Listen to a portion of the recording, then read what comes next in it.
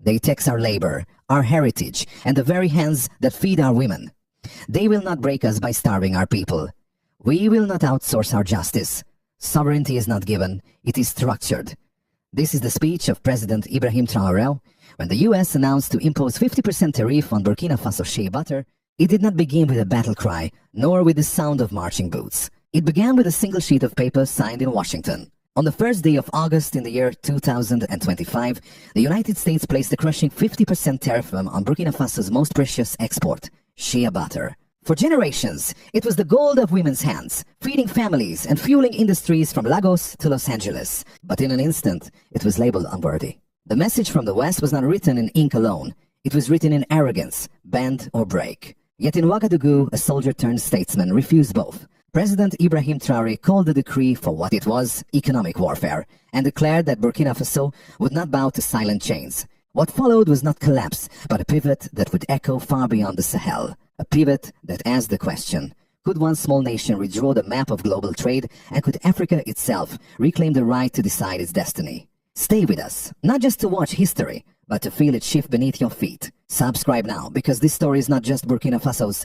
it is Africa's. On the 1st of August 2025, a silence fell over Burkina Faso that was heavier than gunfire. In Washington, trade officials announced a sudden decree, a 50% tariff on all imports of shea butter from the landlocked nation. No prior warning, no negotiation, no explanation. In one stroke of a pen, an entire economy trembled. For 2 decades, shea butter had been the quiet strength of Burkina Faso. Known as women's gold, it sustained more than 160,000 women across the countryside. From the dusty villages of Kaya to the bustling markets of Bobo Dioulasso, women cracked nuts, churned paste, and pressed oil that traveled far beyond Africa. Their labor fed global beauty giants, lined shelves in Parisian boutiques, and moisturized faces in Florida and Texas. Now that lifeline was severed overnight. Trucks loaded with barrels of unrefined butter sat unmoved under the Sahel sun.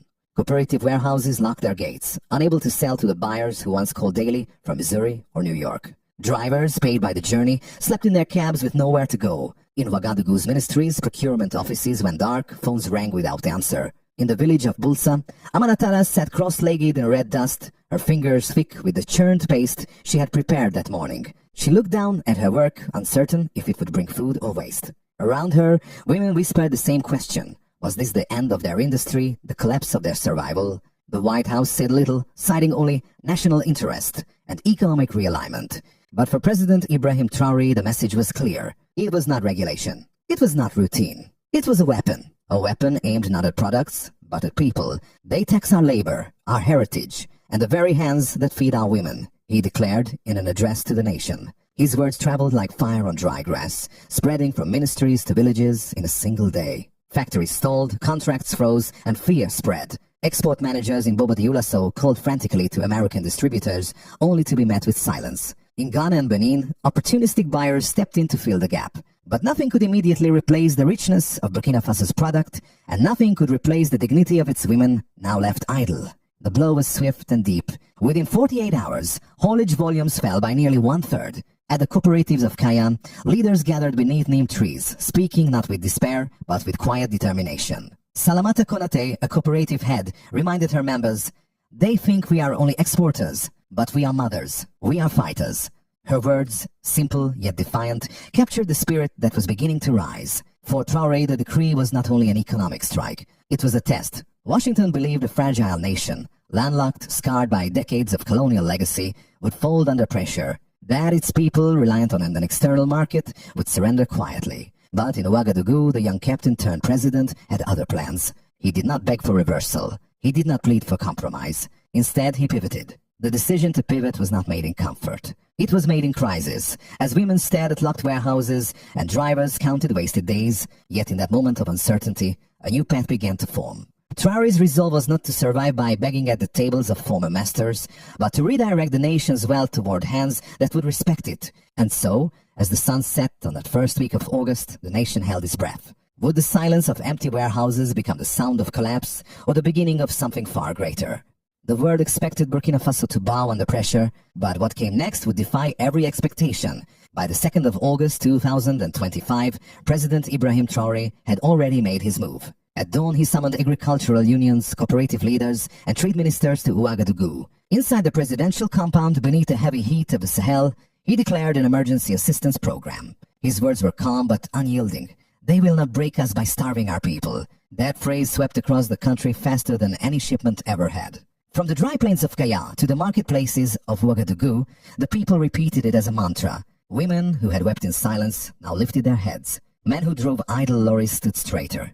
A nation bruised by sanctions felt its backbone stiffen. But Traore's defiance was not only for domestic ears, it was a signal sent beyond Africa. In Nairobi, his words led the headlines. In Mumbai and Dubai, television analysts debated whether the United States had overplayed its hand. In Dhaka, economists spoke of an emerging trade rebellion. And in London, traders scrambled.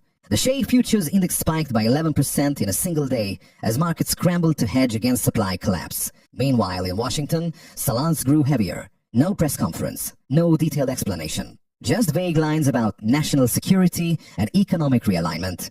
Yet behind closed doors, there was calculation. The move had been meant as pressure, a demonstration of control. What the strategists in Washington did not anticipate was how quickly Traore would pivot. On the 4th of August, the counterpunch landed. Beijing's Ministry of Commerce issued official import licenses for 128 companies in Burkina Faso. The deal was unlike any Africa had seen before. 5 years, no quotas, direct rail access, priority refining rights. No loans to trap the nation in debt, no vague promises of aid, just trade. Inside the presidential palace, Traore stood before a map of West Africa. He traced the old American routes with his finger, then slid eastward until it reached the port of Ghana's Gulf of Guinea. "This is no longer theory," he said to his ministers.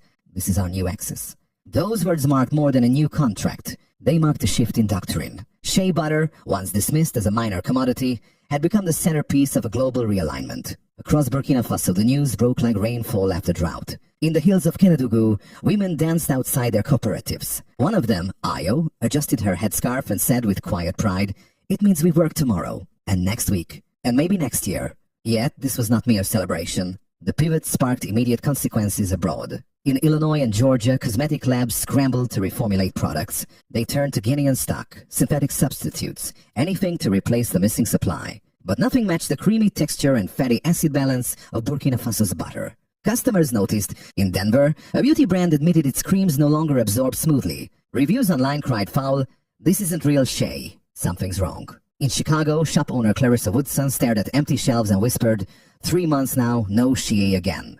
Her voice echoed the frustration of small businesses across America, from Brooklyn to Los Angeles. For large corporations, survival meant cutting corners. For smaller ones, it meant layoffs and closures. Back in Ouagadougou, Traore was not celebrating. He reviewed transport corridors, ordered urgent repairs on neglected roads, and instructed ministries to prioritize eastward routes. This was not improvisation, it was anticipation. For months, perhaps years, he had prepared for the possibility of betrayal. Now his plans unfolded like a chess game played 3 moves ahead. Internationally, the reaction was electric. In Lagos, exporters hesitated, wary of becoming collateral in a new trade war. In Accra, commentators asked whether cocoa could follow the Shea model. In Johannesburg, murals appeared overnight. Women lifting barrels of butter towards the rising sun, painted with the words, "From soil to sovereignty." The crisis had reached its climax. What began as a tariff designed to cripple had instead revealed a new doctrine of resistance. A landlocked nation, dismissed as vulnerable, had turned the tables. But if butter could shake the balance of power, what might happen when Africa's other treasures, cocoa, cotton, gold, begin to move by the same design? The tariff that was meant to suffocate Burkina Faso did something far more unexpected. It reawakened the nation's civic and political spirit. Within weeks of the embargo, signs of a deeper transformation began to surface, not only in trade statistics, but in the very fabric of society. Factories that once stood idle began to hum again, not with the old rhythm of dependency, but with the pulse of ownership. With the Chinese deal came obligations written in deliberate ink, processing facilities built on Burkinabe soil, technology transfers embedded into every contract, and guaranteed royalties for cooperatives. Women who once cracked nuts barefoot under the Sahel sun now scanned shipping manifests, logged digital invoices, and even learned to converse in Mandarin. The shift was not charity, it was empowerment. In Kaya, cooperative leader Salamata Konate described the change with fierce simplicity. "We are not laborers for someone else's profit. We are shareholders in our own destiny." Her words echoed across radio stations and village gatherings, becoming a refrain of pride. Economically, the transformation was immediate. By mid-August, logistics hubs in Koudougou and Banfora had reduced internal delays by nearly 40%. Cold storage facilities, once a distant dream, allowed smallholder cooperatives to preserve their butter for weeks rather than days. Payments that used to arrive late, if at all, now reached accounts within 72 hours. For the first time, mothers budgeting for school fees and food could trust the calendar. But the consequences reached beyond economics. Politically, the state itself began to carry itself differently. Where previous governments had approached Paris or Washington with pleas, this administration presented terms. "We used to ask," whispered a West African envoy in Addis Ababa. "Now we negotiate." That shift in posture sent a signal across the continent. Burkina Faso was no longer a passive recipient of global trade, it was an active broker of it. The cultural ripples were just as striking. Musicians in Ouagadougou released songs with choruses that declared, "She is ours." Poets performed verses comparing cracked shells to colonial scars, now mended through sovereignty. In Dar es Salaam, a mural showed women lifting barrels of shea beneath a rising sun, painted with the words, "From soil to sovereignty." Even the Ministry of Education revised school curricula, introducing modules on indigenous trade history. One assignment asked, "What does sovereignty smell like?" A 12-year-old girl answered, "It smells like the butter my grandmother makes." Such cultural shifts mattered, because they reshaped not only the economy, but the nation's identity. What was once a forgotten commodity had become a flag, an emblem of resistance and renewal. And this identity was not confined to Burkina Faso alone. In Accra, Ghana's Ministry of Agriculture launched a working group on cocoa verticalization. In Senegal, officials quietly studied the feasibility of refining cashew oil domestically. Across Africa, the question was no longer whether the continent could, but whether it dared. Yet, with opportunity came risk. Some critics worried about over-dependence on Beijing. Others questioned whether the new revenues would reach ordinary citizens or vanish into the corridors of power. Traore's government responded with audits, contract reviews, and a ban on offshore arbitration for share disputes. In his words, "We will not outsource our justice." The policy was clear. Sovereignty was not a slogan.